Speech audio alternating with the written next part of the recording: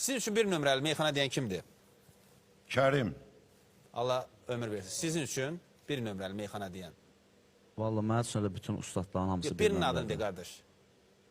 Elə Kərimdir biz isimdə. Elə siz qardaş.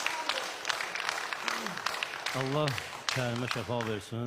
Dünyadan getmişlər, rəhmət eləsin. Bir nömrəli, yəni fanatlıq eləmişsiniz, sevmişsiniz. Fanatlıq eləmişəm Nizami Rəmziyə. Aha. Qardaş siz? Mən fanatlıq eləmişəm. Allah rəhmət eləsin. Ən sonda rəhmətə gedən ustadımız Aydın Xırdalanlıyam.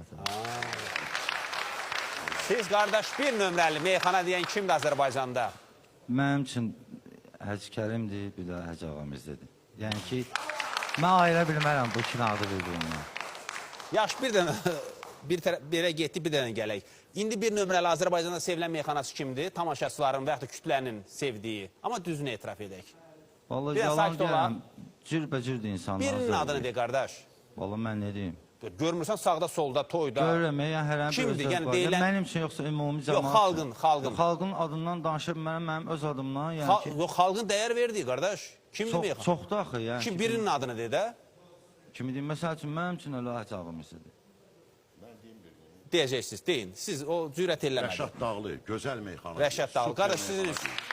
Sağdan, soldan eşidirsiniz, Tələbat cəmaatı gündəmdə indi. Kimdir? Yəni, Hacı dedi, yəni Hacı özü də yəni, bilir bunu, dostlar da Kim? bilir ki, Rəşad mənim də ustadımdır. Mən o Rəşadın tələbəsiyəm.